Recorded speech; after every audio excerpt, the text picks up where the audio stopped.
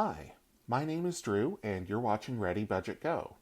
If we haven't met before, welcome. I'm glad you found your way here. And if you've been here before, welcome back. It's good to see you again. This is My Money Relaunch, a series where I talk about all the things I did to take control of my financial life after I dug myself out of debt for the second time. Before we go into today's topic, there's a couple points that I need to cover. First, I'm not a financial advisor. This series is for informational and entertainment purposes only. Before making any moves with your money, do your own research and seek your own counsel. Second, while I'm talking, I'll also be putting down stickers in this paint by sticker book. If you're not new to this series, I previously was saving $2 per sticker, but because I'm constrained in how much I can put aside this month, I'm adjusting that to $1 per sticker, at least for December. The point is to keep saving. Whether you're watching me try to make the most of my limited fine motor skills by putting down stickers, or you're just here listening to me talk, I'm glad that you are here.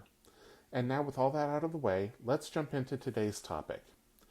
If you've been watching this series from the start, then you will know that I have been covering what I call the STRIVE method, which stands for saving and spending, taxes, retirement, insurance, investments, and estate planning. Each month in my finances, I focus on one of these areas. This Christmas week, I want to do something a little different, and that is to talk about some of my favorite resources for learning to manage your money. At the end, I will also talk about some that I don't recommend. First, let's talk books. When I first started learning to manage my money, I borrowed a lot of books from the public library, and I read them voraciously. This is a great way to get some financial education for free. If your local library doesn't have these titles, they may be able to get them from another library on what is called an interlibrary loan. Ask at the circulation desk for more information. A book that lays a good foundation for the value of saving is The Richest Man in Babylon by George S. Clason. Although this book was published a century ago, its setting in ancient Babylon makes it timeless.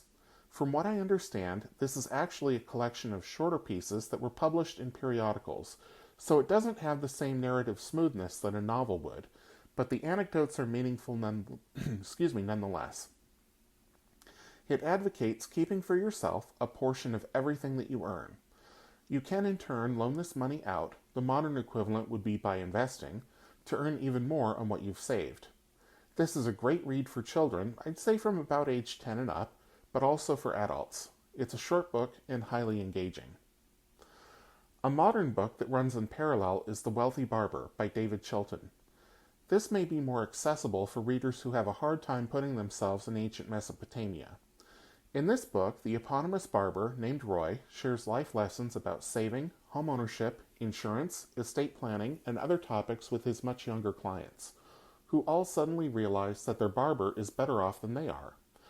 The book tracks the progress of the clients over time, with several weeks elapsing in between, about the average for how long most men go in between haircuts. This book offers more concrete examples of how money should be managed using current financial products, but bear in mind that the story takes place in Canada, so some of the account types may be different than what you would find here in the US. For example, the Canadian TFSA, or tax-free savings account, is roughly equivalent to a Roth IRA, while the RRSP, or Registered Retirement Savings Plan, is similar to a 401k. This book has been updated several times, so be sure you're reading the most current edition. Next is The Index Card by Harold Pollack and Helene Olin. Pollack is a professor of social work at the University of Chicago, and Olin is a journalist specializing in personal finance topics. I have another of Olin's books on the list a bit later. This book arose out of an interview that Pollack had with Olin some years ago, where he asserted that everything you need to know about managing your money can fit on an index card. He made his point by scribbling down 10 rules on an index card and then posted it online, which went viral, sparked a bigger conversation about personal finance, and led to him and Olin co-writing the book. There's one rule that I disagree with him on, which is the admonition against owning individual stocks, but the advice is solid and rooted in a lived experience.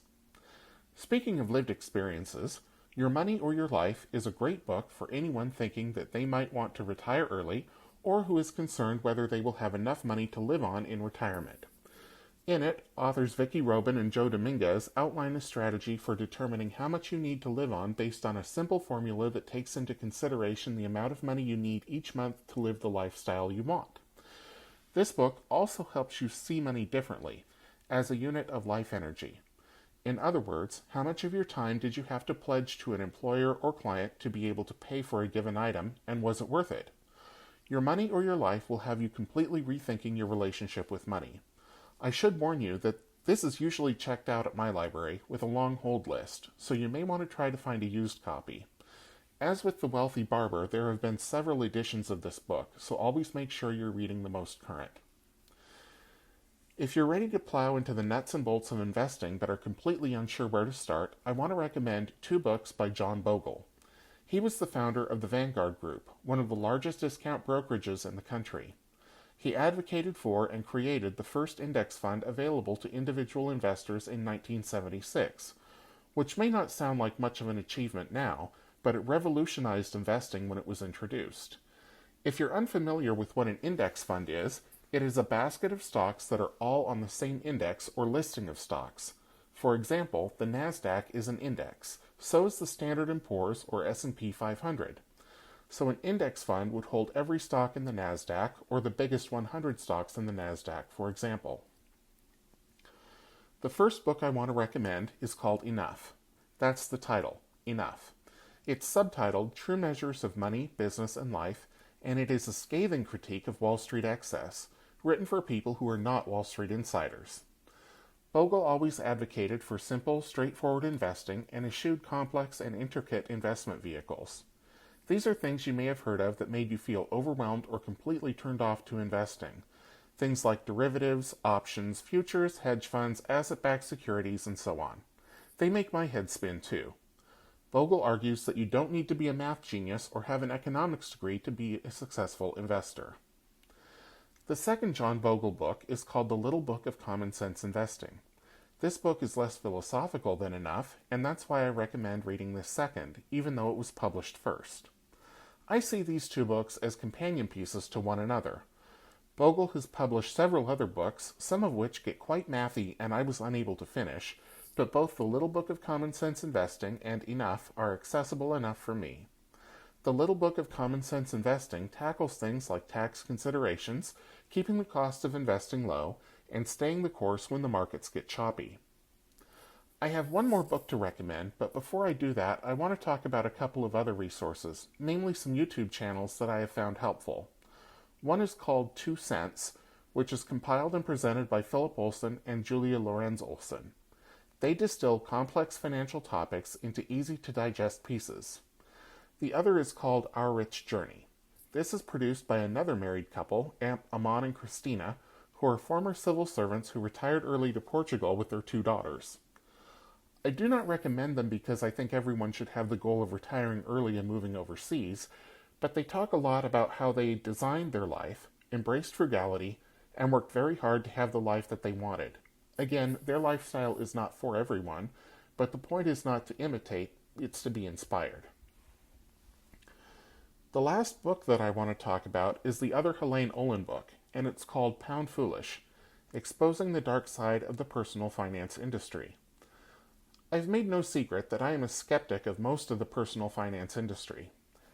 That's why I say arming yourself with knowledge is the best defense against the shady practices that exist.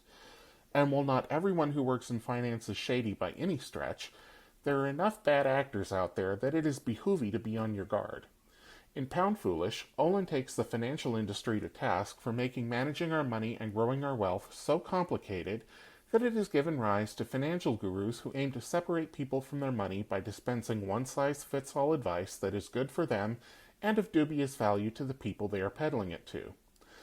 It's worth noting that this book was written before many of the current crop of financial influencers or finfluencers had their platform, and she mainly raises issues with people who have been around for a while, namely Dave Ramsey and Susie Orman. I personally don't have much of a problem with Susie Orman because she actually is a financial advisor who worked for Merrill Lynch and had her own firm, so she has walked the walk. She can be a little touchy-feely at times, but she knows her stuff. That brings me to the part where I want to talk about which kind of authors and creators I don't recommend. This is generally anyone who writes pop personal finance books like Robert Kiyosaki and Dave Ramsey, and anyone in their orbit, such as Rachel Cruz and George Kamel. Other people I avoid include Ramit Sethi, Caleb Hammer, and Graham Stephan. There isn't anything wrong with consuming their content, but be wary of people who do not have a background in finance and are not financial advisors by profession or training who think they're qualified to tell people what to do with their money. So, in other words, I've watched all these people. I don't recommend them just out of hand, but know what you're getting when you're watching that content or reading those books. I've always said you can learn this for yourself. And this means anything to do with managing your own finances. I believe in you, even if you don't yet, and even if we don't know each other. I started from nothing, raised in a household where money was a constant stressor and was never discussed positively. If I can do it, you can too. No one is smarter about your money than you are. Okay, that's all for this week. I will have links to all of these down below. I'm not currently an Amazon affiliate as of when I'm putting this video out, so I won't earn a commission on any of these if you choose to buy any of the books from Amazon. And I'll also have links to 2 Cents and to Our Rich Journey, their YouTube channels. I will link those down below. Next week, I'm not quite sure what the topic will be yet. I'll figure that out. But I've started another sticker page here, so I need to continue the series.